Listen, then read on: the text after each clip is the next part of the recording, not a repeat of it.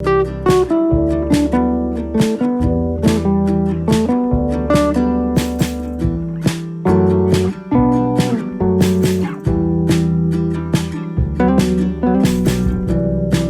buenas tardes ante todo y bienvenida y bienvenido a una nueva sesión de El Tercer Piso, que para quien no haya estado antes es el nombre del nuevo proyecto cultural que se hace en Librería Proteo, que en sí misma es un proyecto cultural y que de alguna manera pues quiere acercarse, agradecer, homenajear, abrirse a nuevos tiempos, un poco acuciado por la necesidad, es decir, la necesidad también de agradecer después del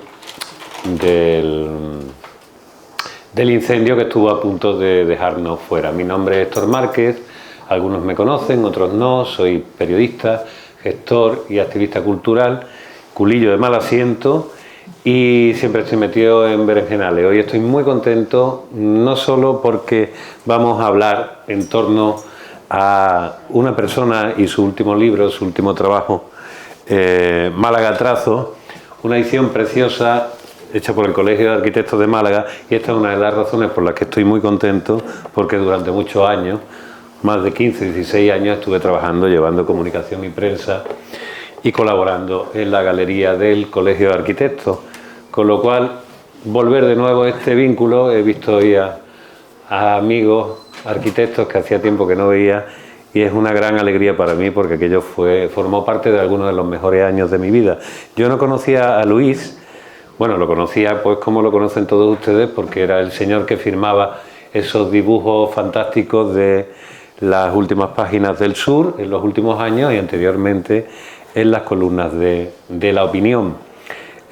Hoy le he traído un libro que recopilaba cosas que yo hice hace mucho tiempo, porque yo sin talento dibujístico ninguno... mira, este me gusta más, a los verdiales voy. Esta la traía Antonio por ahí, ¿no? Seguro. Bueno, que era una coincidencia yo en un principio identificaba mucho más a Luis con la persona que era capaz, de lo que había leído, de rápidamente antes le preguntaba cuánto tarda en hacer un dibujo, 25 minutos, a veces menos, y digo, esto era lo que hacían los primeros, los padres de la fotografía, lo que tardaban en hacer un daguerrotipo para que la niña se quedase quieta y no saliera movido, pues algo así. Eso lo hace él con la agenda y a mano alzada. Bueno, él nos va a explicar un poco ahora, su, digamos, toda la cocinilla de los dibujos y lo que hay detrás de la mirada del arquitecto, porque más allá de la belleza de sus trabajos, hay, como decían en la promoción de este libro, detrás de este libro hay una cierta teoría sobre la ciudad. Y eso es algo que me gustaría mucho charlar contigo, debatir, incluso abrirle a ustedes la posibilidad de hacerlo, porque creo que Málaga es precisamente una ciudad que se apresta a todo tipo de teorías porque realmente nunca ha habido ninguna definitiva que sea capaz de concentrarla y con la que todo el mundo se quede. Entonces, sin embargo, tiene una entidad geofísica, geopolítica, luminosa, una presencia impresionante. Entonces, todo esto como una persona que está avezada... Gracias, María Ángeles. Para lo que hemos quedado, ¿eh? Ella es la directora de Ediciones del Genal, pero me trae cafelito, para que ustedes vean aquí que hacemos de todo. Bueno, el ciclo porque en este proyecto del Tercer Piso de Proteo, lo que queremos es acercarle a todo el mundo del libro y el mundo de la lectura desde distintos puntos de vista. Pues se ha dividido en un montón de ciclos para que entre muchos géneros, muchas maneras de acercamiento. Este se llama Lo que me gusta de ti, que es una manera de llamarle, porque en realidad vamos a hablar de un libro, vamos a presentar un libro y vamos a charlar sobre él, pero de alguna manera las personas que vienen son personas que nos gustan mucho, personas que yo creo que tienen además la virtud de caerle bien a la gente y de gustarle a la gente lo que hacen, sin que ello signifique ser unos complacientes, porque tú en todo lo que escribes con mucha delicadeza, que eso me parece bastante admirable, pero dejas claramente cuál es tu posición con respecto a lo que miras y a lo que ves. Les voy a pedir también, ahí tenemos en este mostrador y en los de abajo hay unos papelitos por si ustedes quieren recibir directamente las actividades de las cosas que hagamos, porque no vamos a parar de organizar cosas por lo menos hasta finales de mayo, y esto va a ser un sin vivir, así que estén ustedes informados. Ya hecha la presentación básica, Luis es arquitecto. Luis nació en Málaga, me he enterado en el año 69. Eso dicen. Eso dicen. Las crónicas. O sea, a ti te pillaron los chiripitifláuticos. Es que son estas cosas que hay que hacer. Tenemos que situarnos. Ya te pillaron muy chico, directamente. Sí. Tú eres más de un globo, dos globos, tres globos. Y sobre todo de la bola de cristal. Es más tu... Bien. Pero hemos escuchado aquello de libertad sin ira, todo eso. No, es que los viejunos tenemos también nuestro sitio en el mundo. ¿Qué pasa? ¿No? Hay una cosa que me parece interesante, es decir, yo siempre he pensado que el arquitecto es una de estas profesiones, por lo menos el ideal que tenemos del arquitecto, ¿vale? Es una de estas profesiones que te permiten, digamos, conjugar dos pulsiones que son muy fuertes en el ser humano. Una tiene que ver con el arrebato, el caos, y otro, la intención de controlarlo. De eso, de que no se mueva, ¿no? Lo apolíneo y lo dionisíaco. Exactamente, lo apolíneo y lo dionisíaco. Cuando veía tus dibujos, veía que en ese trazo rápido, en ese trazo tembloroso, en ese trazo que no pretende ser, hay un poco, casi como una... ¿cómo te diría? Hay como una concesión, como un rendirse en que eres un poquito más dionisíaco que apolíneo, aunque tienes tus años de estudio que te permiten tener todas las perspectivas perfectamente trazadas, en una maravilla de colores, cromáticas. ¿Cómo te definirías, más apolíneo o dionisíaco? Pues quizás como arquitecto debería decir apolíneo, pero sí, es posible que tire por la vertiente dionisíaca, ¿no? Ahora luego sé que vamos a hablar de los 5 libros, ¿no? Pero sí. El libro de John Berger sobre el dibujo creo que nos arrojará un poco de luz sobre esta cuestión. Perfecto. Entonces, no sé, si quieres que lo dejemos para... Sí, esto como ya te dije un poco... De aquella manera vamos entrando, yo pregunto, se me olvida, después vuelvo, alguien pregunta, a ti me corta. Es de lo más, de lo menos, esto es bastante dionisíaco, de todo. Sí. No, pero es cierto que el dibujo sigue teniendo un atributo imprescindible, insustituible, ¿no? Que es, muchas veces tenemos la noción de que nuestro cerebro da una orden y nuestra mano la ejecuta fielmente, ¿no?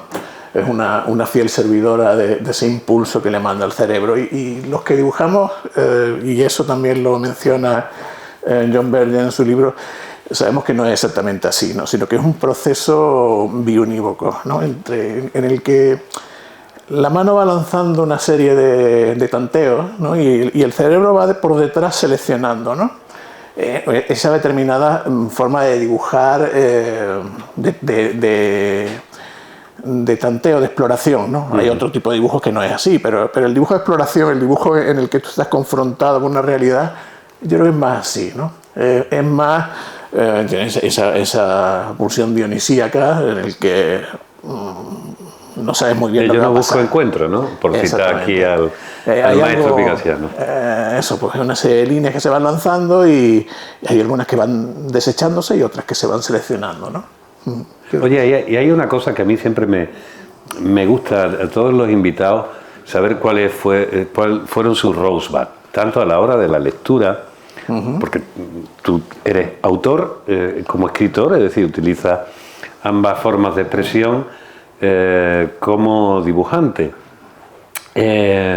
¿Cuáles fueron tus inicios en ambos? Es decir, ¿tú tienes alguna memoria original de decir, me gustó, aprendí, doy por hecho que eres lector, porque has hecho unas elecciones muy, muy precisas, muy de alguien con mucho gusto. Es una cosa que soléis tener los arquitectos. Soléis tener mucho gusto, eso lo enseña en la escuela, o hacen una especie de... Sí, es verdad, ¿no? Sí. Bueno, sé que en generaciones anteriores había un examen de ingreso, pero creo que eso todavía no. Sé que eran más matemáticas y cosas así, dibujo, pero de estética, de gusto, creo que todavía lo examinaban en aquellos tiempos. Bueno, pues me refería, ¿recuerdas cuando empiezas a leer, cuando empiezas a dibujar, cuando empiezas a escribir? A dibujar no recuerdo, porque eso sí que es algo que se pierde. Naciste con un lápiz en la mano. Bueno, pues en aquellos tiempos no había teléfonos móviles, entonces pues eran los que teníamos la suerte de utilizar las manos, que yo creo que es algo que en nuestros tiempos echamos de menos, ¿no? El utilizar las manos para trabajar y hacer cosas físicamente, no digitalmente. Y bueno, pues eso sí, dibujar de siempre, ¿no? La lectura. Yo soy de mi infancia mucho de tebeos, ¿no? Bien. Muchos tebeos. La literatura sí la debo pues a la suerte de dar con un profesor. Bueno, ¿no? Muchas veces he escuchado a personas que dicen que es que yo odié la literatura debido a fulanito de tal. Yo tuve la suerte de tener un profesor bueno, pues que nos estimulaba mucho con determinado tipo de lecturas, en fin, no eran los típicos libros que se recomendaban en el temario. Y bueno, pues... ¿Dónde estudiaste tú? Los maristas. Tú eres de los maristas. Sí. Soy de los agustinos. Anda. Éramos enemigos. Mi hijo ahora es de los agustinos. Ahora es agustino. Sí. Pero después me pasé ya al bando laico. Bueno, hay que probar de todo.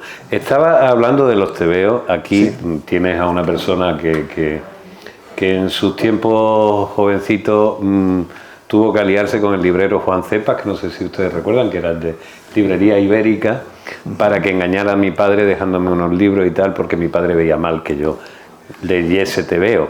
Leía libros también, pero los tebeos, por Dios, ¿quién podía sustraerse a aquello? Claro. ¿Cuáles eran tu referente entonces? ¿Eras Bruguera? ¿Eras Príncipe Valiente? ¿Eras Flash Gordon? Pues, ¿Eras siendo superhéroe? muy pequeño, los Dumbo y los Don Mickey, no sé si te acuerdas. Sí, claro. Luego ya la línea clara, ya claro. Tintín, ese tipo de... Me daba mucha rabia, por ejemplo, los de superhéroes no me gustaban nada. No te gustaban nada. Pero, bueno, yo dejaba que convivieran Tintín y el Capitán América. Sí. Felizmente en la misma habitación y nunca se pelearon.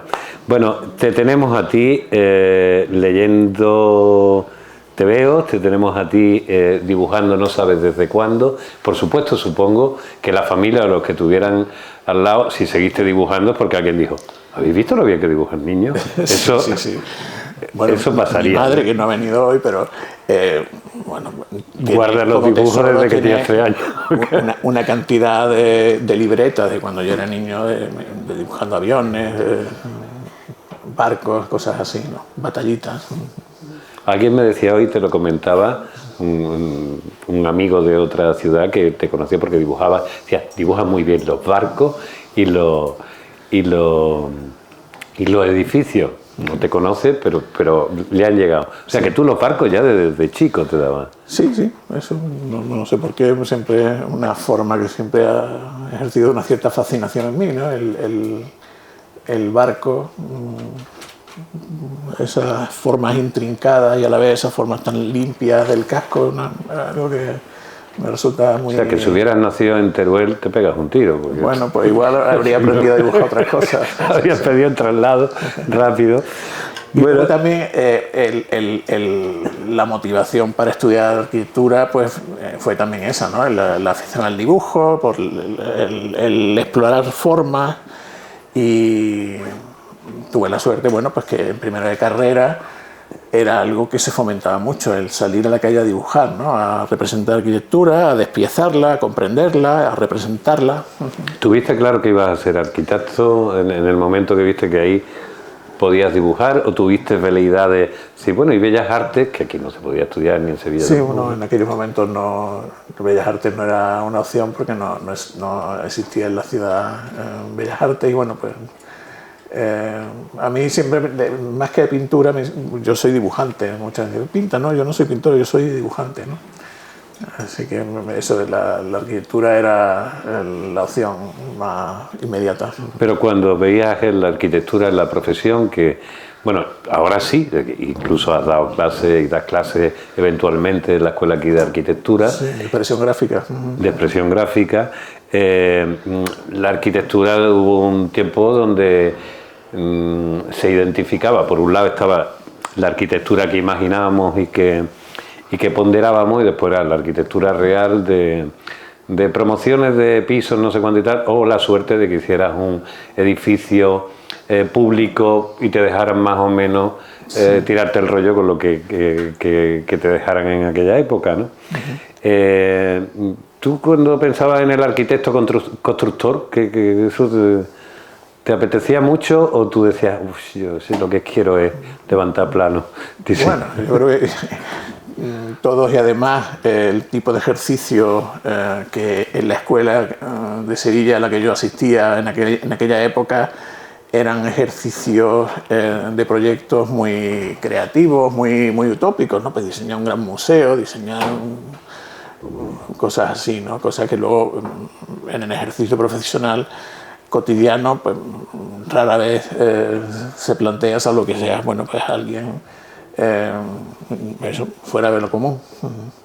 Y eso hablaremos después, de esas utopías que si te dejaran en algún momento dado diseñar, no le costara mucho a la ciudad, ¿qué cosas haría en esta ciudad? ¿Qué proyectos utópicos haría en esta ciudad? Bueno, hay que decir que hay grandes arquitectos que nunca construyeron, ¿no? Y que han pasado a la historia de la arquitectura por sus dibujos y por sus creaciones teóricas en el campo del dibujo, ¿no? Bueno, pues eso también es otra faceta del arquitecto, ¿no? Si te parece, hacemos un recorrido por este libro y después ya vamos volviendo al... bueno, aquí has preparado una serie de diapositivas que nos pueden ayudar a ver el libro. Me estabas contando, yo decía, bueno, hacía ya mucho que no veía una edición del Colegio de Arquitectos, y que Paco Sarabia, el director del colegio, te dijo, pues es que no viene la gente a decirnos, no vayan ahora todos corriendo a decir que no hagan una edición, porque... Pero bueno, y desde luego, tal y como he visto, el diseño es magnífico, siguiendo la tradición de los libros que ha editado a lo largo de la historia el Colegio de Arquitectos, y lo presentaste hace poco además, ¿no? Estas Navidades, allí en el colegio, ¿no? O poco antes. Sí, a finales de noviembre fue. Eso es, sí.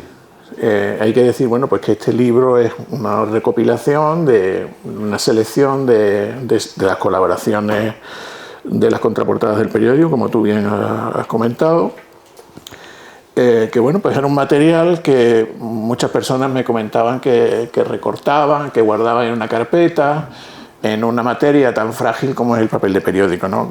Que está condenado pues a amarillear y desaparecer con el tiempo. Entonces, mucha gente me propuso, y bueno, también pensé que sería una buena idea, una vez que ya ha habido una gran cantidad, después de 6 años de colaboración con el periódico, hombre, que quizás sería bueno hacerlo de forma... Poderlos coleccionar. Exactamente, que quedase algo un poquito más consistente. Porque tú los mandas, tú haces el dibujo original en una libreta. Sí. No sé si te has traído alguna de tus libretas, hoy no venías dispuesto a dibujar. No lo he traído. ¿Qué tamaño suelen tener aquí Bueno, una de las premisas que me puse a la hora de diseñar el libro es que los dibujos estuvieran reproducidos en tamaño real, en que lo has dibujado. Sí. O sea. Entonces, eso es lo que ha... Tú haces el dibujo. Sí. ¿El coloreo es posterior o es también mientras lo vas dibujando? También sobre la marcha, sí. ¿Y qué es lo que llevas? ¿Qué cantidad? Pues hay que ir ligero. Ligero de equipaje. Sí. Ahora, si quieres, podemos pasar. Venga, vamos a ir mirando. Ah, bien, aquí lo tienes. El periódico, salvo las dos domingos de Semana Santa, todo el resto del año son contraportadas que he estado haciendo hasta la fecha yo, ¿no? Entonces son 50 contraportadas anuales. Entonces, pues eso que hay a la derecha es una foto de las 50 de no sé exactamente de qué año, ¿no? ¿Eso es tu casa? ¿O tu estudio? El suelo de mi casa, es el suelo. Es que parecían como estas cosas que cuando están buscando al asesino y empiezan a poner ¿qué pasó por aquí? Vale. Y bueno, pues esta es una de las contraportadas habituales, ¿no? Entonces, fíjate que estaba Manuel Alcántara vivo todavía. Efectivamente, tuve la fortuna de compartir página, el privilegio de compartir página con él durante, pues, creo que 4 años. A mí hay una cosa que me gusta muchísimo en este formato y que me pareció muy valiente por Diario Sur, no sé si a partir de unas conversaciones contigo, que es que no es solo el dibujo y el texto es muy bueno, pero es que es como una aleluya, una cosa que se lanza directamente. Sí. Creo que tiene la misma delicadeza que tu dibujo, que es cercano pero nunca es almibarado, no es, no sé, bueno, tú me entiendes. Sí. Es que no quiero poner porque voy a tener que hacer referencia y alguien se va a molestar y hoy no quiero molestar a nadie, que es una cosa que me sale sola, ¿no? Sí.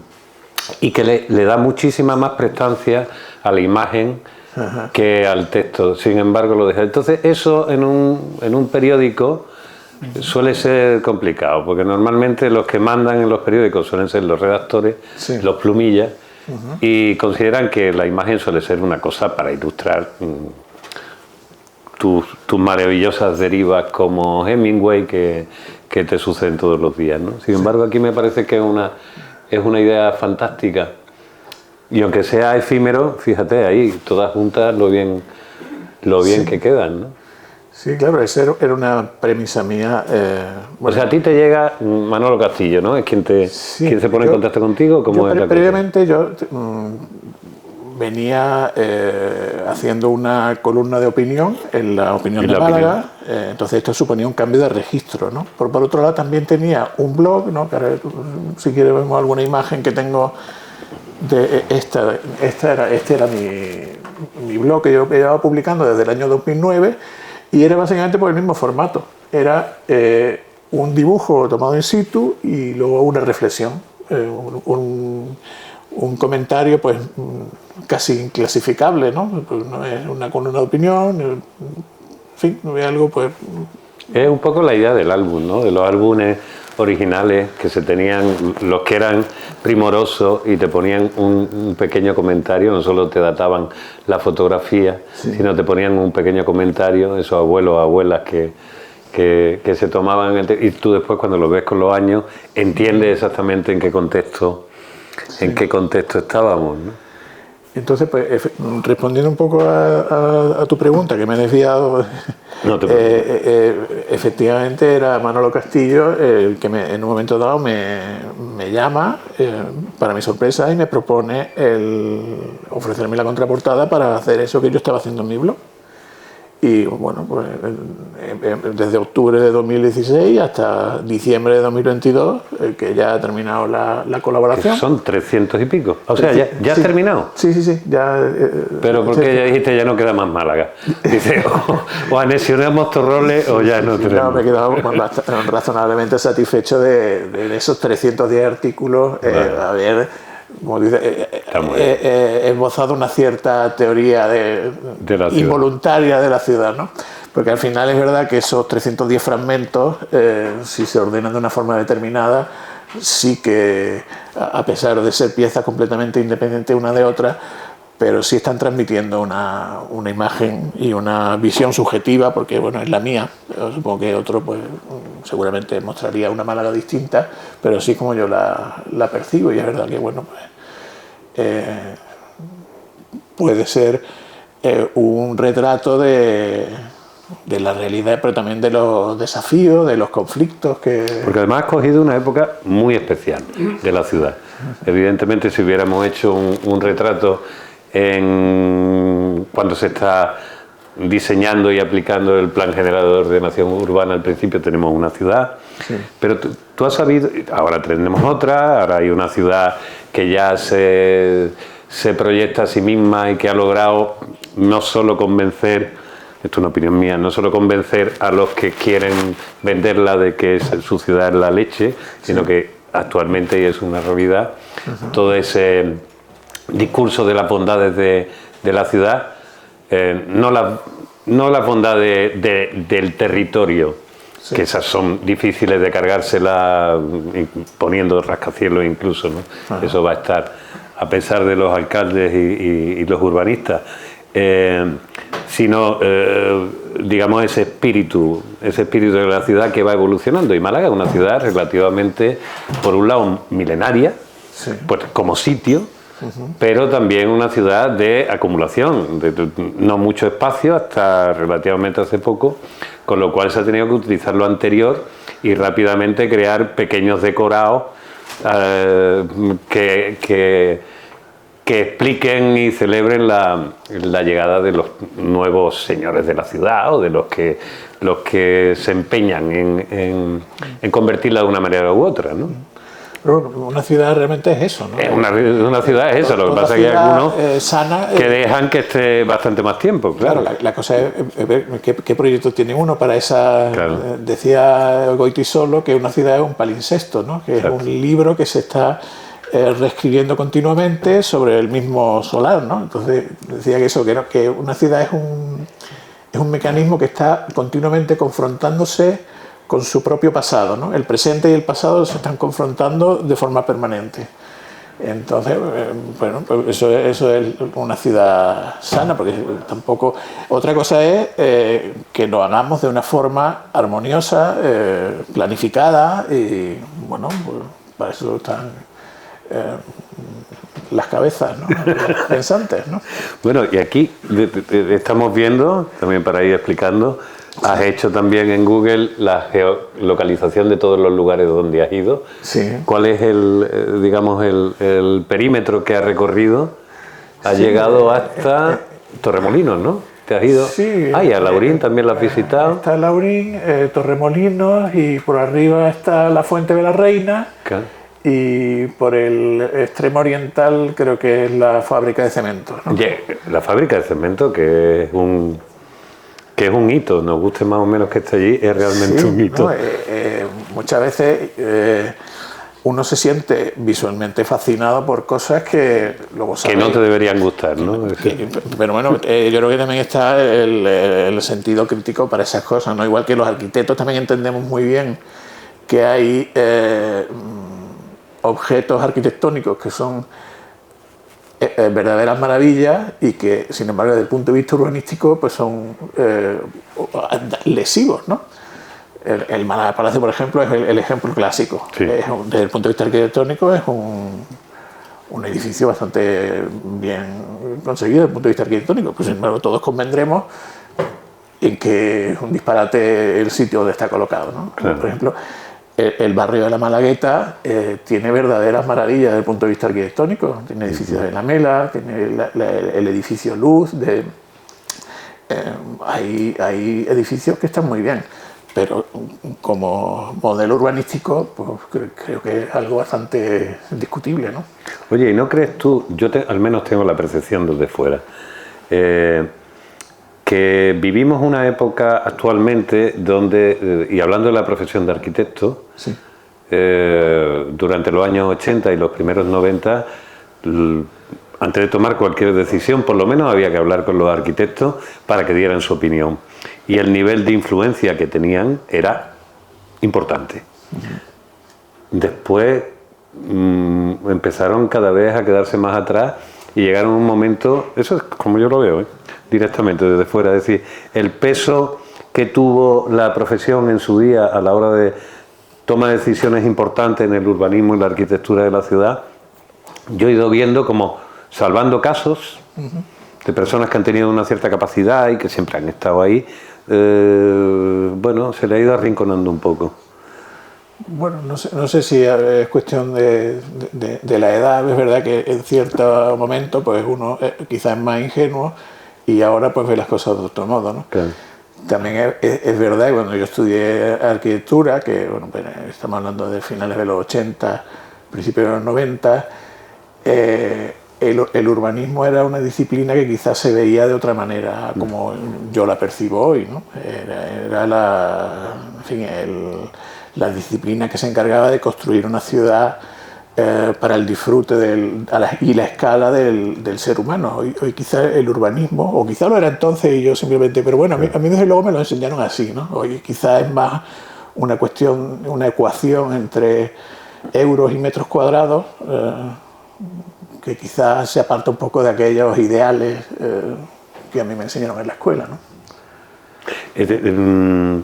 Esta ciudad, de hecho, además, la influencia, por ejemplo, que tienen el grupo de arquitectos, Damián Quero, Salva Moreno, toda la gente que redacta el Plan General de Ordenación Urbana de finales de los 70, primeros de los 80, sí, es importante, quiero decir. La ciudad que tenemos hoy, con sus distintos retoques y actuaciones, es una ciudad pensada en un momento determinado para una ciudad que había empezado a convertirse en otra cosa desde los primeros aluviones y el crecimiento desmesurado en los extremos, a la imagen de la ciudad que aquí muchas veces se cuenta, porque a mí eso me interesa que lo hable. Yo que he sido un niño que creció en el centro de Málaga, sí, y que percibió ese centro como algo que se fue despoblando. No había niños en el centro de Málaga, eran casas, ya después lo entendí, pues no se habitan porque eran casas de varias generaciones anteriores, ahora mismo pertenecen a familias que en los mejores de los casos pues venden los espacios, no se han puesto de acuerdo los bisnietos en dividir el dinero que ellos creen que aquello cuesta, y encima se están haciendo unas urbanizaciones estupendas en los alrededores. Pues podría ser lo que continuaba Limonar para arriba o el Cerrado de Calderón, y la gente se iba allí. Pero el centro siempre había sido como la gran fachada, ¿no? Como el poblado del oeste de Almería, pero que iba siendo progresivamente abandonado, pero progresivamente retocado para convertirse en la imagen de la ciudad. Tampoco la ciudad era demasiado grande como para ir ampliando. ¿Cómo has visto tú la evolución de usos y también estética en el centro de la ciudad? Porque se sigue utilizando. Calle Lario se convierte en el emblema una y otra vez de la ciudad burguesa que creció en el siglo XIX, del primer plan de ordenación así serio, que tampoco es que ocupara gigantescas hectáreas, que era un sitio también muy determinado, sí, y sigue siendo, digamos, el Palacio de Buckingham nuestro, es decir, es nuestra milla de oro, ¿no? Es la idea de la ciudad. Sí, yo creo que quizá el drama está especialmente en los arrabales históricos, ¿no? Claro. También, y bueno, y también esa imagen quizá más cosmética, ¿no? La ciudad Potemkin, ¿no? Que son fachadas, ¿no? La ciudad Potemkin Potemkin era el ministro de Catalina la Grande, que le construía esos decorados para que cuando la zarina pasara por determinados lugares pues hubiera un cierto esplendor, y luego resultaba que eran unas fachadas que eran como unos decorados de Hollywood, ¿no? Claro. Entonces quizá bueno, pues un edificio es un todo coherente, tanto su fachada como lo que hay detrás, es un organismo, ¿no? Entonces si resulta que privamos a ese organismo de todo, salvo su rostro, hombre, pues algo no funciona. Una vida se va perdiendo allí. Que hay una incoherencia ahí, ¿no? Hombre, pues peor sería que no quedara nada, ¿no? Claro. De la memoria del lugar. Pero bueno, pues la Málaga de los 70 era un reto, era una ciudad quizá que los propios malagueños no hemos sabido valorar el valor, valga la redundancia, de ese patrimonio que teníamos, que quizás no no hemos hecho comparaciones que no tenían sentido con ciudades del interior, ciudades agrarias, de palacios y conventos, y nosotros hemos sido una ciudad burguesa, pues, que en lo que el continuo de la arquitectura doméstica a lo mejor era el principal valor patrimonial, ¿no? Y también el valor paisajístico de la ciudad, pues quizás no hemos sabido valorarlo, y en lugar de saber proteger eso adecuadamente como valor, también, bueno, pues con miras a los visitantes que queremos atraer, eso también era un valor, ¿no? Es un valor económico que claro, no hemos sabido tampoco, si nos ponemos desde el punto de vista frío del materialismo, ¿no? Yo siempre me he preguntado, me parecía que las ciudades, o sea, que sobre todo el interior de las casas tenía bastante más interés de lo que después se reflejaba.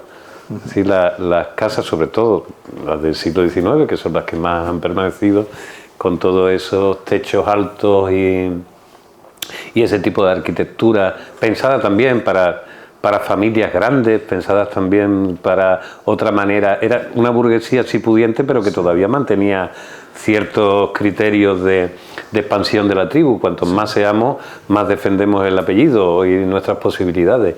Eso ha quedado dentro de esa idea de la fachada. También, como Málaga siempre ha sido una ciudad de pasearla y de relacionarse fuera en las calles, ha pasado más desapercibido, pero a mí siempre me ha dado la sensación de que no estaba nada mal esos interiores. Bueno, y después lo de los años 60, 70 y el desarrollismo también tuvieron mucha... Mis abuelos por ambos lados, ambos tenían pues pisos en el centro histórico, ¿no? Mi recuerdo de la infancia son de los pisos de mis dos abuelos que vivían en el centro, ambos, ¿no? Y es verdad, hombre, desde el punto de vista de las cosas cuantificables, ¿no? Desde el punto de vista de confort climático, que bueno, que también habría que verlo, ¿no? Del punto de vista de la electrotecnia, ese tipo de cuestiones, es indudable que el avance ha sido descomunal, ¿no? Pero hay otras cuestiones no cuantificables, ¿no? Que es la riqueza sensorial de esos espacios. Pues hemos perdido mucho, ¿no? Eso que muchas veces son los recuerdos más antiguos que se te quedan impregnados en la memoria, ¿no? Son una impresión de un espacio, un olor, ¿no? que van siempre asociados, ¿no? Y que creo que el dibujo es capaz de reconstruir muchas cosas precisamente por su lentitud, ¿no? Ahora quizá en alguna de las imágenes podemos comentarlo. Porque yo me engolfo y no paro. Sí, ¿Qué tenemos aquí? Esto no hay vencedor sino Dios. Sí, ese es el no hay vencedor sino Dios, es el lema que se repite una y otra vez en la Alhambra, ¿no? Ah, bien. Cuando uno lo ve, es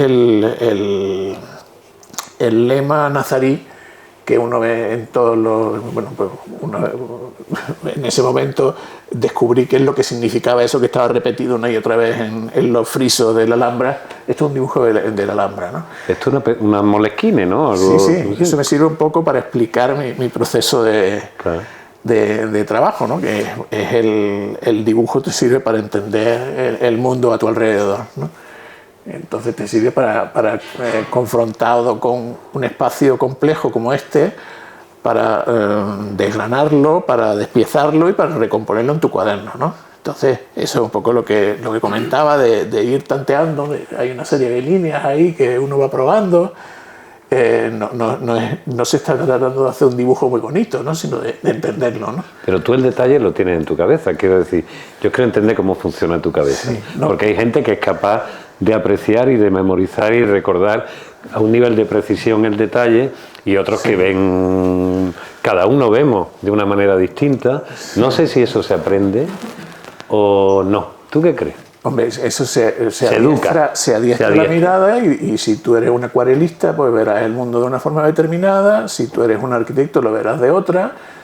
Y bueno, pues nosotros intentamos entender espacios, ¿no? Y este dibujo es un intento de comprender ese espacio tridimensional en el que uno está sumido y que apabulla, ¿no? Dice, ¿cómo represento yo esto en mi cuaderno? Un espacio en el que la experiencia tridimensional suprema, ¿no? Entonces ese es un intento, claro, porque si uno se fija en su cono visual cercano, pues puede percibir muy poco, ¿no? Entonces esto no es una visión cercana, sino esto es un montón de visiones acumuladas, sumadas sobre un único... ¿Y nunca utilizas la fotografía para darte algún detalle o no? ¿Tú no, lo confías? ¿O es tu pelea, es precisamente tu forma? Claro. Y si pasa a la siguiente imagen, pues la comentamos, porque esta imagen es complementaria de la anterior. Ajá, claro. Y esto es... mucha gente me dice, bueno, ¿y tú para qué demonios te vas con tu libretilla a dibujar a la calle todas las semanas, ¿no? Y dice, ¿por qué no lo haces en tu casa tranquilito? Y es verdad, si me quedo en mi casa tranquilito haciendo un dibujo, el dibujo saldrá mejor, ¿no? Pero pierde toda la autenticidad. Hablaba de la lentitud, que es la gran ventaja y el gran inconveniente del dibujo. Cuando haces una foto te vas rápidamente y ya tienes ese momento capturado, pero te pierdes todo lo que está sucediendo. La Alhambra es el espacio ese que hemos visto antes, pero también es todo lo que está sucediendo dentro, ¿no? Y eso es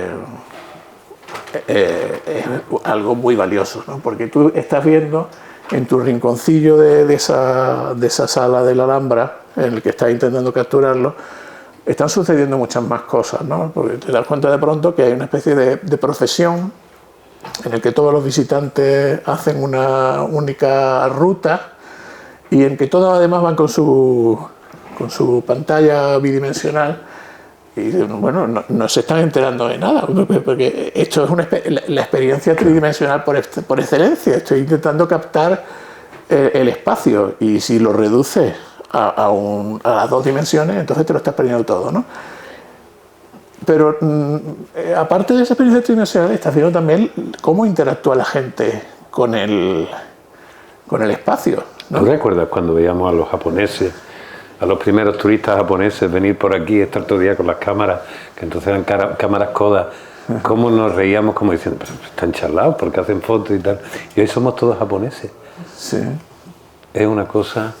Pero esto que está diciendo me interesa sobremanera porque está hablando de la mirada que claro, tú ya has elegido tener en un momento donde parece que esa forma de mirar es obsoleta y sin embargo es mucho más necesaria que nunca. Es mucho más necesaria que nunca, claro, porque estás captando la realidad, la calidez de esa cuestión, ¿no? Entonces yo me acuerdo siempre, y siempre me gusta citar la primera elegía romana de Goethe, ¿no? Que es cuando, confrontado con la ciudad de Roma, que él también era un consumado dibujante de apuntes, él siempre iba con su libreta a todas partes, ¿no? y empieza a decirle a la ciudad, decidme piedras, ¿no? Palacios, solo una palabra vuestra, ¿no? Calle, no me decís nada, ¿no? La realidad física de la ciudad no le decía nada, ¿no? Y al final luego es la interacción con las personas, la calidez humana, la que le ayuda a entender la esencia de Roma, ¿no? Y yo creo que ahí está la diferencia entre los dos vocablos romanos, latinos, ¿no? La urbs, que es la realidad física de la ciudad, y la civitas, que es el entramado de relaciones entre sus habitantes que suceden en esos escenarios, exactamente, ¿no? Lo social y lo cultural, ¿no? Entonces, y uno sin lo otro no se puede entender, ¿no? Entonces las historias, el dibujo al final es una excusa para dibujar una historia. A mí no me interesa dibujar la catedral porque ahí es verdad que la reproducción es capaz de captar con mucha más fidelidad de lo que tú puedas hacerlo, ¿no? El hacerle una foto a la catedral, pues tienes la catedral capturada de una forma mucho mejor que lo que tú puedas hacerlo. Pero primero, si lo dibujas, la tienes que despiezar en tu cerebro y luego recomponerlo. Pero además, las historias del lugar van a surgir, ¿no? Y ahí es donde me interesa mucho el texto.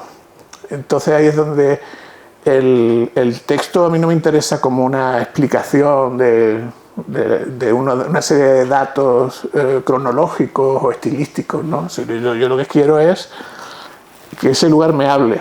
¿no? Y esa historia es la que yo quiero plasmar en el periódico. Y esa era la premisa que yo me impuse el primer día, ¿no? El no hacer una colección de estampas de la ciudad, sino de intentar comprenderla, de intentar asimilarla. Yo recuerdo que cuando empecé a hacer en el sur aquellos artículos, que me los escogió, entonces estaba José Antonio Fría, acabado de entrar. Ajá. Yo le ofrecí 5.000 propuestas, pues soy así desmesurado y tal, mira, y él se quedó con la única que tenía 2 líneas. Y yo cuando tardó un mes en elegir, me dijo, rutas urbanas. Yo ni me acordaba lo que había puesto porque había pensado más en otras cosas.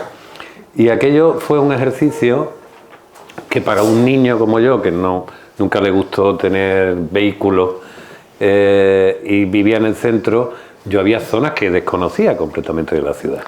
Es una ciudad poco transitable de corrido.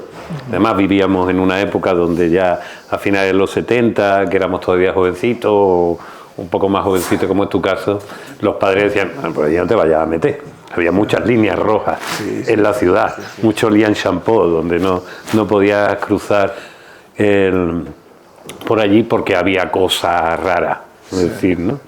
Y aquello me sirvió para descubrir todavía los restos de una memoria que la ciudad no hacía demasiado por mantener, pero sin embargo estaban allí. Imagínate toda la época todavía de los primeros 90, con toda la zona de la Misericordia, la Térmica, toda esa zona que todavía mantenía las ruinas por ahí, como una especie de recuerdos de algo que fue antes de convertirse ahora mismo en la zona molona de expansión y de aquí se vive mejor que en ningún sitio, ¿no? Sí. Claro, eso le dio una vida, es decir, yo creo que es algo que en otras ciudades lleva intrínseco, nos ha enseñado Granada. Granada es una ciudad que alardea, busca, está pensada y además se plantea y los propios granadinos ejercen para pasearla y habitarla. Y sin embargo, los inventos de pasear Málaga han tenido que empezar ahora a poner museos, hitos, agarrar y dar una, como para decir, sí, que usted puede pasear aquí. Y ya el colmo, que es lo que me parece decir, vamos a poner luces en Calle Lario. Eso es lo que me parece. La gente fotografiando la luz directamente, era como los Minions, yo creo, ¿no? que hubo un momento que acariciamos el sueño, ¿no? Sí. Fue cuando se peatonalizó Calle Lario y yo creo que ahí verdaderamente los ciudadanos... Te refieres al origen, ¿no? En el momento en que... Sí, que además creo que fue cuando los malagueños pues, tuvimos una cierta... subidón de autoestima, sí. Que de pronto dice, oye, pues mira, esto... Y la ciudad comenzamos a pasearla, porque es verdad que lugares como Calle Nueva, es verdad que, bueno, que a partir de determinada hora ya, como tú bien has dicho, no solamente era el espacio, sino el tiempo, con determinados márgenes temporales, pues ya no se podía, pues no era recomendable, porque estaba oscuro. Sí, yo recuerdo esa cosa en los años 70, tenía que ver con el ruido que te llegaba. Sí. Yo vivía entre Calle Nueva y Fernando de Lesseps, un edificio que tenía parte en los dos. Sí. Y entonces era terminar los comercios, escucharse los cierres metálicos y la gente andar cada vez más rápido hasta convertirse toda Calle Nueva en un eco. Y ya empezar los momentos de el tirón, los gritos. Todo eso es una época muy especial donde la ciudad se va silenciando y comienza a convertirse eso en que no tiene nada que ver con el resto del día, que los comercios le daban una vitalidad de relaciones y tú estabas escuchando constantemente cosas. Ahora, eso sí me da la sensación, el ruido, el alma del ruido de las ciudades, no te digo ya los olores. Sí. Que ahora estamos muy contentos porque ya la ciudad no huele a orines ni a mierda de caballo, pero yo ahora ya no sé a qué huele mi ciudad, o sea, no soy capaz de identificarlo. Sí, y el ruido, desde luego, ha cambiado completamente. Ese ruido que identificaba las ciudades, ese murmullo de una manera de hablar y de relacionarse, porque me da la sensación de que ya no hay nada de la ciudad en el centro de la ciudad. Quiero decir, es todo... Sí, hombre, yo siempre, y una premisa que también me quería imponer es el no ser llorón, ¿no? O sea, el no hacer un ejercicio de nostalgia que no lleva a ninguna parte, ¿no? Claro. O sea, es lógico que las cosas cambian, pero también es cierto que, bueno, que camina mejor, ¿no? Sí. Y muchas veces, pues, supongo que la cuestión es que lo que es mejor para ti a lo mejor no es lo mismo que es mejor para mí. Claro. Pero, desde luego, para que una ciudad sea ciudad, esas interacciones entre las personas y que haya personas muy distintas compartiendo el espacio es esencial, porque si no ya no es ciudad, ya es otra cosa, ¿no? Entonces yo hacía en una de las columnas que escribí para La Opinión, me acuerdo que el Calle Lario en un momento dado se parecía a una distopía, ¿no? Dice, bueno, no hay niños y no hay ancianos, ¿no? Hay todo un perfil de persona muy determinado, ¿no? Todo, pues, gente de una edad y de un aspecto sano y dice, bueno, aquí parece que ha habido una invasión alienígena y aquí, no sé, algo raro ha pasado, ¿no? Entonces yo creo que me gusta mucho, por ejemplo, cuando veo a las personas que se sientan al principio de la calle a jugar al ajedrez, ¿no? Dice, bueno, eso todavía hay esperanza, ¿no? Sí, esas ocupaciones. Ahora has puesto, hablando de espacio, aquí tenemos a los Baños del Carmen, que sí, básicamente son... mucha gente que habla de esto, habría que recuperarlo, convertirlo, no sé cuánto y tal. Sí. Independientemente, a mí me gusta especialmente esa especie de imagen de La Habana, es lo que más se parece a La Habana Vieja. Yo fui a La Habana al principio del año 92, digo, pero si esto lo tenemos nosotros ya allí, ¿no? Directamente. Y que no termina nunca de arrancarse porque nadie decide cuál es el negocio que puede implementar y nadie le gana al ajedrez y a nadie la partida de los que estén metidos, pero nos han dejado una de las imágenes más potentes que hay de la ciudad, ¿no? Sí, no, yo deliberadamente quería que esta fuera la primera imagen. Esta es la primera columna que hiciste. No es la primera que hice, pero sí es la primera que aparece en el libro. La primera que aparece en el libro, porque, bueno, también su capacidad de evocación es muy grande, ¿no? Entonces, pues te permite imaginar esas jávegas como los antiguos navegantes fenicios que llegan entre esas columnas antiguas, el resol de la bahía. Es una imagen muy evocadora, ¿no? O sea, pues la imagen de la Málaga ideal, ¿no? Que, bueno, que con sus sombras también, ¿no? Porque, bueno, es un sitio bastante destartalado, pero es un lugar que podemos reconocernos en él y es distintivo, ¿no? Ha habido mucha gente, porque tú utilizas muchas referencias, hay muchísimas citas cultas, populares, sin embargo no hacen ningún alarde de pedantoteca, de como diría no sé cuánto, pero se ve. Y, por ejemplo, has seguido, porque tú has investigado bastante, tanto en las imágenes de la ciudad a lo largo de la historia, sí, como a las narraciones sobre la ciudad, los viajeros ingleses, etcétera, sí, etcétera. ¿Crees que ha habido una especie desde que tú como estudioso de eso, ha habido una especie de esencia que ha permanecido casi siempre a la hora de ver la ciudad, o ha cambiado demasiado con los años? Hombre, hay una fascinación siempre que cuando lees las crónicas de los viajeros lo diferencia de otros sitios, que es la fascinación por el paisaje. Eso. Es la fascinación por el paisaje. En otros sitios pues se fascina el viajero que llega de determinada mezquita, determinada torre, determinada catedral. Aquí es el paisaje lo que fascina al que llega, ¿no? El clima, el sol, el paisaje y el mar, eso es lo que prima. Aquí tenemos otro de tus dibujos, lo que decíamos antes, la fascinación tuya ya por los navíos, que pertenece también a una gran tradición en esta ciudad. Si tuviéramos que decir una imagen de lo primero que tenemos relacionado de la primera civilización y pobladores que dejan aquí una cierta huella, nos vamos a ir el ojo de la Jávega, los fenicios y tal, y ahí siguen, ¿no? Sí, sí, ahí siguen. De hecho, lo que decía aquí, ¿no? Igual que Venecia, las sociedades que deben su prosperidad al mar tienen su momento de ceremonia en el que se celebra ese vínculo con el mar y se agradece lo que ha dado. Y yo creo que en este caso la equivalencia es la procesión marítima del Carmen, ¿no? Claro. Ay, mira, Sí. Esto es uno de tu... Sí, yo soy muy propenso a la pareidolia, creo que se llama, ¿no? Sí. Que es el atribuir a los edificios propiedades humanas, ¿no? Entonces, claro. Hay un momento dado que eso además surge cuando llevas un rato dibujando, ¿no? Claro. Porque entonces empieza a ver cosas, dice, uy, esto parece que están, tiene cara de... cada uno de ellos tiene una personalidad muy distinta y parece que están hablando, te parece que están entablando una conversación.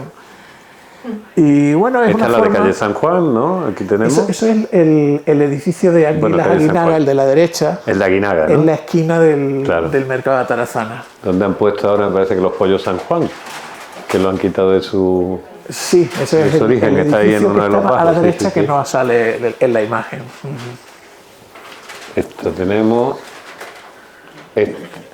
Claro, la antigua Malicia de Hacienda. Esa tiene luminosis, ¿no? Me dijeron o algo. Algo múltiple, ¿no? Creo que es un problema de cimentación. De cimentación. No lo sé. No quiero hablar de lo que no desconozco. Vale. Pero el de la luminosis creo que es el vecino de enfrente, sí. que es el de correo, pero no es la estructura del edificio, sino las lamas exteriores del prefabricado. Pero hablo un poco de oídas tampoco. Vale.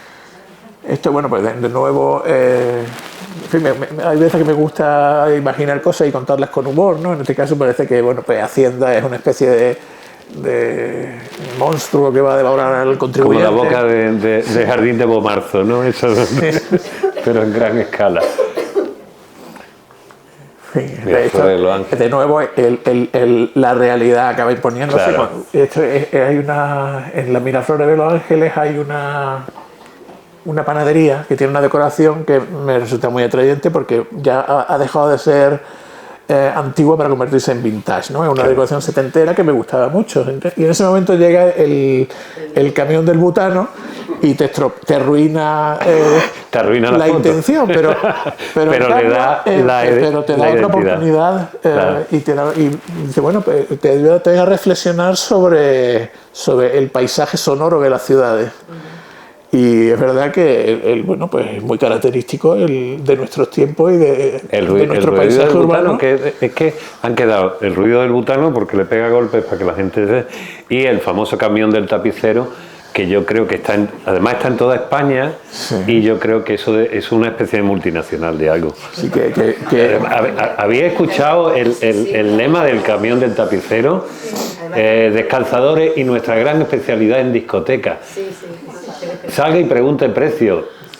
Mire que yo la discoteca aquí del hall es una cosa extrañísima, pero a mí siempre me ha parecido, y claro, todos los que tenemos una cierta familiaridad, o sea, una tradición familiar aquí, una de las cosas que están más asociadas a Málaga eran los pregones, lo que se escuchaba en las calles. Y éramos muy dados a pregonar, a hablar alto y que se nos escuchara, o bien para vender o para hacernos notar, ¿no? Y eso se ha perdido también. Sí, pero al margen de la anécdota es muy interesante el ver el paisaje sonoro que nos rodea. Eso es lo que me refiero. Efectivamente, entonces es una anécdota, es una bromita que yo cuento, pero que en el fondo tiene más enjundia de la que parece, ¿no? Pero vamos a seguir. Tenemos... bueno.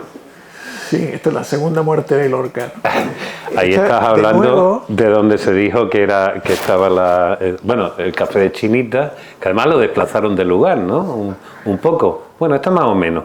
Creo que está más o menos, que se ha reconvertido en un hostel o algo así. Pero, ahora un hostel. Pero la cosa es que también, otra anécdota que también nos sirve para ver un poco la deriva de la ciudad, ¿no? Un lugar, bueno, pues de lo más pintoresco, de lo más tradicional en el que, bueno, de pronto llega, pues que resulta que llega un grupo de turistas anglosajones y la guía le pregunta a su rebaño, bueno, ¿sabéis quién era García Lorca? Y ninguno de esos turistas anglosajones sabía quién era, ¿no? Entonces, bueno, pues al final la banalización de nuestra ciudad convertida en un producto turístico que tampoco parece que atraiga gente verdaderamente interesada, sino que, bueno, pues vienen a escuchar un poco lo que les digan. Bueno, nosotros ahí somos estupendos, porque la casa natal de Picasso no era la casa natal de Picasso, fue la casa donde Picasso nació, estuvo viviendo bastante tiempo, pero eso, hay una cosa... y además me acuerdo que en la inauguración del museo, cuando hicieron la fiesta, que estaban allí Isabel y Rafa como los principales, esa fiesta que se hizo apoteósica en el puerto, estaba Richardson, se llamaba, era el biógrafo de Picasso, ¿no? Era su apellido, uno de ellos. Y entonces yo decía, que yo tenga información y habiendo estudiado, Picasso nació en calle Inestrosa, no aquí. Y decía, no lo sabía. No, de eso no se habla, mejor que no hablemos de esta historia. Y digo, ¡hala! La construcción, sí, sí. Por visto nació en calle Inestrosa, después estuvo viviendo la familia allí, evidentemente. Pero nacer, lo que se dice nacer, no nació donde dicen que nació. Pero bueno, esto no es caso único. Esto es como las películas, ¿no? Estas que dicen, basado en hechos reales. Y entonces le buscamos una novia con el que se pelee y tal, para que a ti te entre en la historia, ¿no? Tiene que haber conflicto y tiene que haber buena escenografía. ¡Ay! Es Churriana, fíjate. Sí, en este caso, bueno, pues yo siempre digo que hay veces que salgo a pescar dibujos y a veces que voy a cazar dibujos, ¿no? A pescar es porque te plantas en un sitio y lo que pase por allí y te resulte de interés, pues lo coges, ¿no? Y otra cosa que vas explorando dónde, claro. Y a ver qué encuentras. Y en este caso, pues era algo que visualmente resultaba fascinante y empiezas a dibujarlo y de nuevo el tiempo te devuelve lo que tú estás invirtiendo, ¿no? Un cuaderno de dibujo es algo bastante más amigable, por ejemplo, que una cámara de fotos, porque el que pasa por allí ve qué estás haciendo, ¿no? Entonces puede confrontar, no dice ¿qué estará haciendo este?, ¿no? Sino que puede verlo. Y más o menos eres respetado, ¿no? El dibujante que se pone, eso tiene como un hálito de respeto de... Sí, además atrae. Entonces... Nadie te ha hecho unos durillos así. Vas bien vestido para que se nos suceda. Bueno, podría contar también anécdotas sobre eso. Pero apoyado en la pared de la casa que había enfrente, pues resulta que la propietaria dice, date ¿qué está haciendo aquí? Entonces sale y ve que no estás haciendo nada, que no eres un inspector municipal ni nada. Y entonces pues pilla la hebra contigo, empieza a contarte cosas, pues te dice que esa casa perteneció a doña Fermina, que la guerra civil en el sótano ocultó a no sé cuántas personas para protegerla, y también la historia paralela es el cartel de la promoción inmobiliaria que anunciaba la construcción de no sé cuántas viviendas y que el cartel ya completamente desdibujado porque en la crisis pues desaparecen inmobiliaria pues fracasa, ¿no?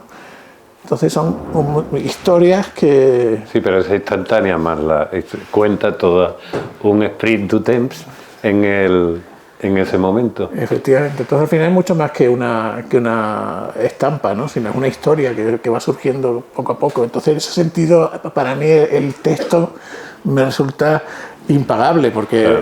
Puedo complementar el dibujo, ¿no? Y al final...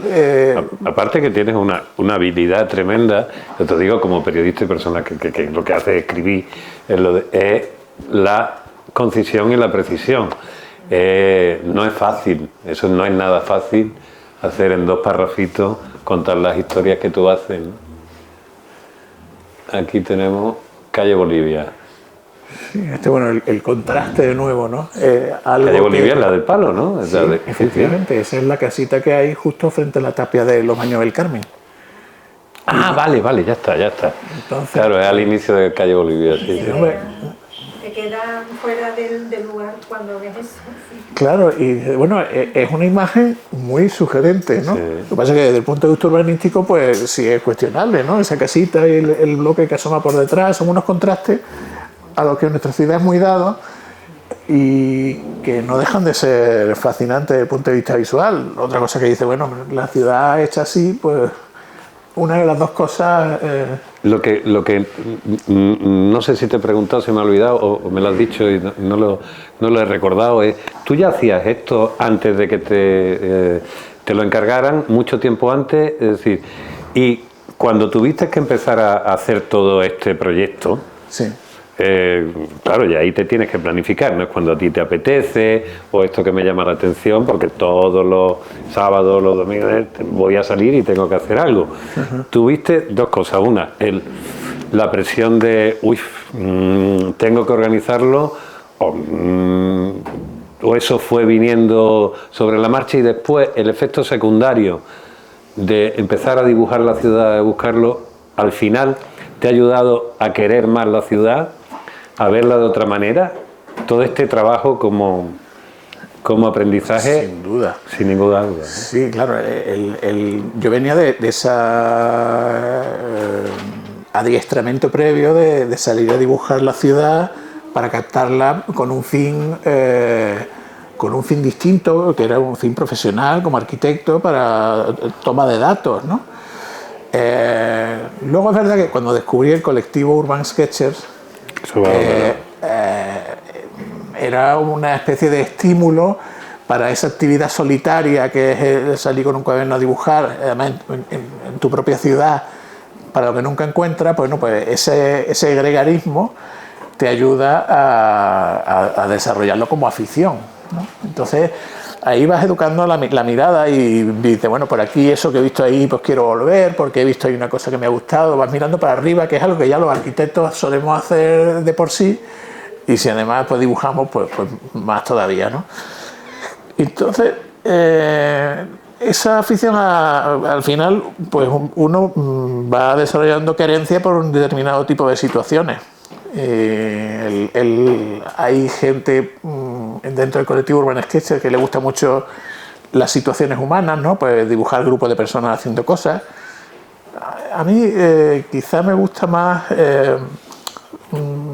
historias que están un poquito más ocultas, sí. Más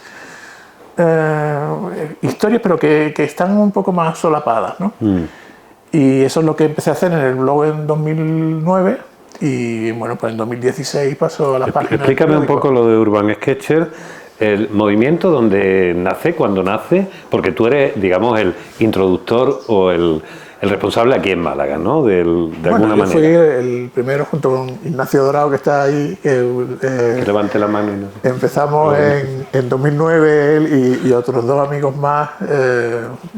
Pues salimos, se me ocurrió poner la convocatoria y bueno, pues aparte de Ignacio, pues dos personas más aparecieron. ¿Y tú lo habías conocido antes fuera?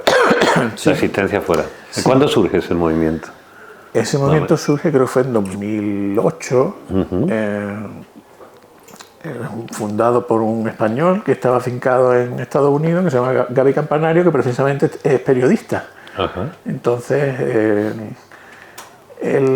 hay un único reducto donde la tradición narrativa del dibujo se mantiene, por lo menos en los países anglosajones, que es en el ámbito de los juzgados, ¿no? Donde está prohibido hacer fotos. Entonces los juicios, que son muy mediáticos, pasan a los medios de comunicación mediante dibujos, ¿no? Entonces pues él retoma esa tradición del dibujo del juzgado, ¿no? Para contar una historia, y bueno, pues de ahí se le ocurre ponerlo en un grupo que entonces estaba la plataforma Flickr, que hoy día está bastante venida a menos, y ahí surge el movimiento. Luego surge un blog colectivo en el que hay una serie de corresponsales en diversas ciudades españolas. Y bueno, pues yo era el que subía ese noticiero desde Málaga, ¿no? Y ahí estaba ya el germen ese del dibujo con la historia, ¿no? Y bueno, pues luego eso que estaba en las redes de forma virtual, al final dice, bueno, pues por aquí tiene que haber más personas con esta misma inquietud. Y entonces ya cuando ese componente ¿cuántos soy ahora, más o menos? Pues depende, porque no llevamos muy a gala el no llevar inscripciones, vale, sino simplemente el que quiera unirse al grupo, pues... ¿Pero hacéis quedadas y cosas de ese estilo? Sí, una vez al mes más o menos. Y bueno, pues han aparecido unas 30, 40 personas, alguna vez hemos sido 60, pero vamos, normalmente unos 20, 30. Muchos de los cuales están aquí presentes. Espero que alguno esté dibujando aquí mientras estamos. Sí, Cielo sobre salitre. Este era... Sí, eso ya de hecho creo que está una de las cuestiones que tendrían el paso del tiempo es que muchas imágenes de las cosas que ha dibujado ya no existen o ya han cambiado. Entonces el Cielo sobre salitre era esa muralla que son las dos aceras de 8 plantas de calle Salitre, y de pronto quedaban estas 3 casitas que no tenían ningún interés arquitectónico desde luego, pero que la única virtud que tenía es que dejaban ver el cielo, ¿no? Entonces, bueno, pues el Cielo sobre Salitre. También me gusta muchas veces jugar con los nombres de películas o cosas así. Pues una dentadura negra, es el mismo caso que antes, ¿no? Ah, la Mundial, claro. Ajá. Esto, aquí hubo ahí es donde Moneo terminó haciendo, sí, en fin, es de este proyecto urbanístico es donde surge mi colaboración con prensa, ¿no? Ahí empecé yo a escribir en La Opinión, precisamente pues, sobre... Que también sucedió lo mismo, que alguien leyó un artículo tuyo en tu blog y dijo, oye, tráetelo para acá, ponte a opinar. Sí. Así surgió, sí. ¿Y tú eso cuando saltas, digamos, del anonimato o de la... por lo menos de la cierta tranquilidad de yo estoy en mi blog, aquí desarrollo, quien quiera venir, que entre y tal, pero ninguna presión, ninguna obligación a voy a ser leído, porque eso cambia inmediatamente, digamos, la percepción que la gente tiene de ti, te toman en consideración algo que hasta entonces conocían tres, ¿no? Hombre, también un poco comprometido, porque uno empieza a manifestar opiniones sobre su propio campo profesional, claro, que bueno, pues son cuestiones sujetas como en todo a discrepancia, ¿no? Claro. Entonces, lo de perro no muerde perro, que es también arquitecto opinando de arquitecto, sí. Que es lo que dice. Hombre, yo siempre he procurado que mis opiniones sean, primero, que me representan exclusivamente a mí, y siempre ser avalada por opiniones sobre cosas que conozco, ¿no? Y siempre expuesta, como tú has dicho, desde un punto de vista respetuoso, que yo creo que bueno, pues pueden ser más o menos contundentes, pero siempre expresadas desde el respeto, ¿no? Yo estaba leyendo no sé si ayer, la semana pasada o hoy, un artículo que habías publicado en una de las revistas del Colegio de Arquitectos en Travesía, sí, sobre los parecidos razonables. Ajá. Y hablaba sobre Locón y la cabeza, el recinto de Eduardo Locón y la cabeza de Holofernes, sí, haciendo referencia a otras arquitecturas, en las que pudiera estar inspirado, ¿no? Sí. Que recordaran, que se hubieran... me parece un ejercicio magistral, te lo digo como profesional de la prensa, sí, eso existe ya, ¿no? de la prensa y también de la crítica cultural y eso, porque tienes una manera fantástica de posicionarte sin posicionarte, aparentemente, sino de dar una serie de datos, y cualquier entendedor, después de esos datos, llega a las conclusiones que debe llegar. Aparte de añadirle un elemento fantástico, que es el descubrimiento del autor que estaba perdido, ¿no? Aparentemente del que no se hacía referencia, porque es una pieza que se considera menor y de poco valor, y tú sin embargo las colocas ahí a partir del dato de las gaviotas que habían volado para su restauración. Efectivamente, es curioso porque cuando indagas un poco sobre ese edificio, si podemos llamarlo edificio, yo creo que sí, encuentras la autoría de las esculturas que decoran el edificio, pero no encuentras la autoría de la propia construcción en sí. Fíjate. Entonces, bueno, pues me parecía que además el reivindicar una estructura que era muy audaz, Claro. bueno, y que sí, no muy audaz, bueno, que en algún momento dado se había planteado su desaparición. Entonces, yo creo que la arquitectura moderna y contemporánea son tan patrimonio como la más antigua, ¿no? El edificio de Paseo Marítimo 31, pues un ejemplo más, ¿no? Exacto. Que también nos sirve para esa dualidad que decíamos de la arquitectura y el urbanismo, ¿no? Que no siempre algo que arquitectónicamente es bueno Urbanísticamente puede no ser adecuado. adecuado. Ah, esta, la del Perchel, no se vende. Sí. Esta es fantástica. Si te parece, vamos a leer un pequeño texto. ¿Cuál elegirías para leer? ¿Para leer un pequeño texto? Sí. Pues ¿Ese mismo? ¿El ocaso de los ideales? ¿O no? sí, eso debe estar al final. Ese está al final, ¿verdad? Sí, que es un poco la...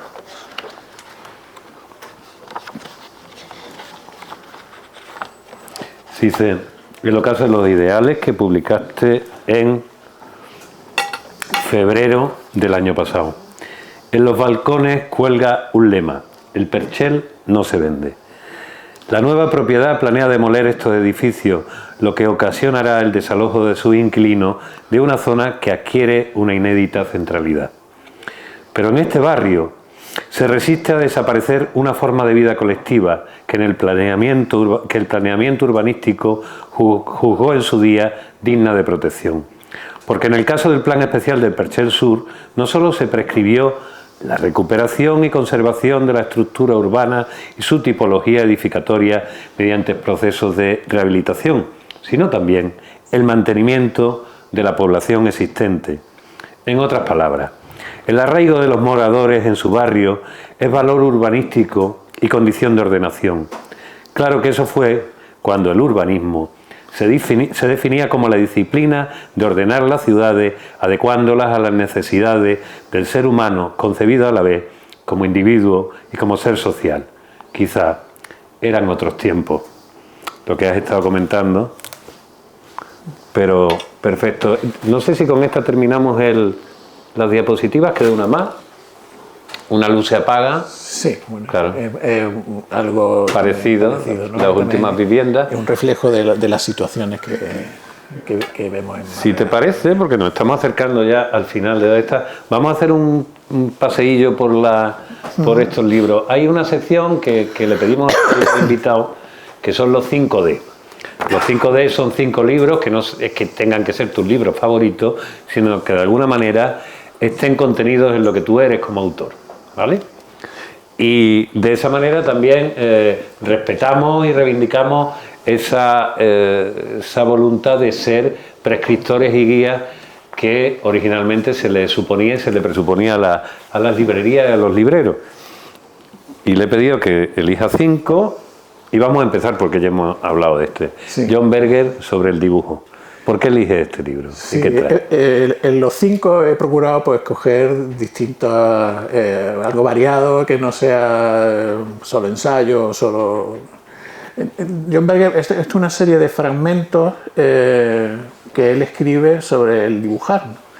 Y me gusta mucho porque él mismo es dibujante. Entonces, quizá ya lo he contado antes, ¿no? Él relata la magia de confrontarse a la página en blanco y el ir tanteando y el ir viendo cómo algo surge, ¿no? Entonces esa coordinación entre el cerebro y la mano me gusta mucho como la expresa en el Esto es mundo. una serie de ensayos que él fue recopilando directamente. Si quieres, pasamos a este mejor. Sí, al de Stephen Jay otros Gould. tres, sí. Vale, tú vas eligiendo. Sí, este quizá, bueno, es una elección quizá un poco desconcertante porque es un libro de divulgación científica sobre paleontología, ¿no? Sin embargo, me gusta mucho también por el uso de las imágenes como forma de reflexión. La vida maravillosa es un juego con el título original de la película que todos conocemos como Qué bello es vivir, ¿no? Que es What a Wonderful Life. It's a Wonderful Life. Y se refiere a la evolución, los distintos caminos que pudo tomar y que sin embargo no tomó porque determinados caminos, determinadas líneas evolutivas se cortaron. Pero a través de la forma. Claro, la excusa es un yacimiento de fósiles que hay en la Columbia británica, en Canadá, y son una serie de formas blandas, ¿no? de animales que no tienen caparazón ni nada. Entonces un aluvión los aplastó en unas posiciones y unas posturas inverosímiles, ¿no? Entonces el proceso intelectual de recomposición de ese organismo y cómo la mentalidad que tenemos nos puede condicionar mucho subjetivamente, porque la primera persona que investigó los fósiles, que creo que se llamaba Charles Walcott, era una persona muy religiosa que no creía en la evolución. Entonces él encajó esos patrones dentro de líneas evolutivas que existían, y sin embargo era un mundo mucho más fantástico de lo que él imaginaba. Y no fue hasta los años 70 cuando otros investigadores consiguieron reconstruir los organismos, que no eran gambas ni cangrejos como pensaba Walcott, ¿no? Entonces no es un libro para las grandes masas, pero desde luego yo lo he disfrutado muchísimo precisamente por lo que tiene de indagación de formas, de imágenes. Me parece impagable, además que está muy bien contado, ¿no? Stephen Jay Gould era un maestro en eso, precisamente. Supongo que también será un apasionado de Ernest Haeckel y toda, es que no sé cómo se pronuncia, el que también era un magnífico dibujante y también inventó una mijita en sus interpretaciones de las medusas, los crustáceos, los moluscos. Y ese... Bueno, ¿a cuál vamos ahora? Ahora son 3 libros que vienen relacionados entre sí, ¿no? Podemos empezar con James Jacobs, que es un libro que, sin ser de urbanismo, sin estar escrito por un urbanista, es el libro de referencia precisamente para mi forma de entender el urbanismo, no como esa relación entre euros y metros cuadrados, sino como cómo lo tiene que usar la gente, ¿no? Es una gran reivindicadora, por ejemplo, de la acera como el lugar para la convivencia. Y bueno, a pesar de los años que han pasado desde que se escribiese, pues creo que mantiene toda su vigencia. Y el título yo creo que se ha adaptado un poco por razones comerciales, Muerte y vida de las grandes ciudades. Ella lo escribió como de las grandes ciudades americanas, ¿no? Vale. Y bueno, pues pone salvo Nueva York, Boston y alguna otra ciudad, como el trazado antiguo de la ciudad pues ha sido completamente arrasado por grandes infraestructuras, ¿no? Y se ha producido ese urbanismo en el que la ciudad ya prácticamente casi ha desaparecido, ¿no? Son unos núcleos en el que gente que es muy igual entre sí pues convive y no existe un condensador social donde la gente interactúe, ¿no? Seguimos con...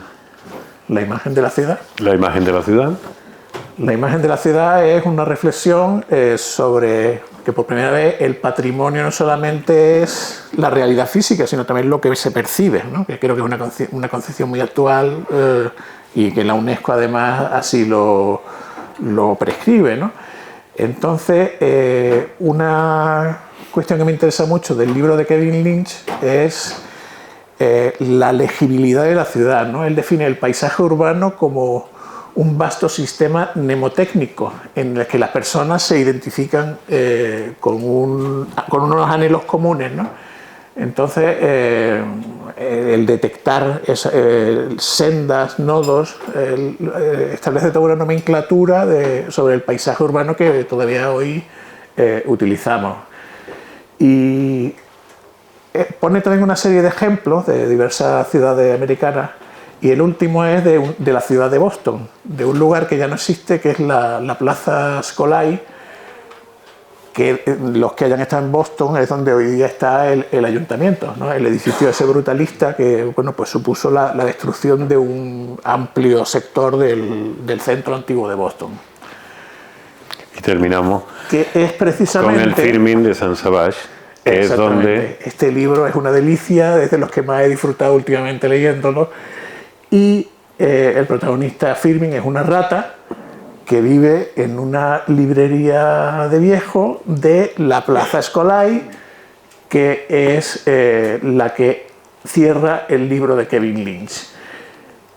Y la vida de Firmin se desarrolla precisamente en esos momentos en que la operación urbanística está a punto de realizarse, ¿no?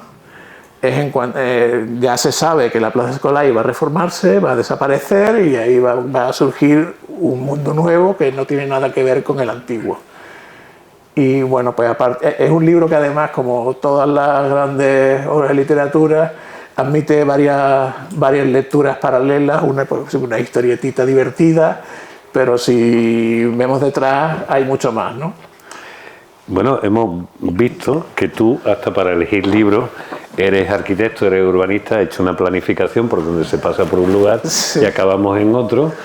Y voy a querer comprometerte aquí, antes de terminar y despedirnos, a querer comprometerte a una cosa. Mientras estabas hablando, estaba pensando, quiero que vengas aquí al tercer piso a hacer lo que mejor se te da y más eres capaz de hacer, que es concitar a gente para que haga algo. ¿Qué te parece si organizamos un día una quedada, un taller desde aquí para ir a librerías de Málaga, que no solo queremos hacer creer que Proteo es lo único, ni mucho menos, a dibujar todos esos pequeños una especie de deriva, una deriva por las librerías, incluso por donde hubo librerías y ya no están, librería Denis, Ibérica, Helios, Cervantes, etcétera, etcétera, en lo que se han convertido. Eso lo hablamos luego, pero es que te quiero comprometer delante de la gente para que no te escaque directamente. Los que me conocen saben que soy fácil. Ya me estoy dando cuenta y por eso me estoy aprovechando. Que como se dice, este niño tiene buena boca, se le puede invitar. Bueno, tenemos que terminar. Darte las gracias, me quedaría y nos quedaremos porque tiene una conversación, como se dice habitualmente, engolfante. Y bueno, darles las gracias también a ustedes, pedirles que les den un aplauso y emplazarles para el próximo viernes y compren algunos de estos libros, señores. De eso vivimos aquí. Gracias. Sí, gracias.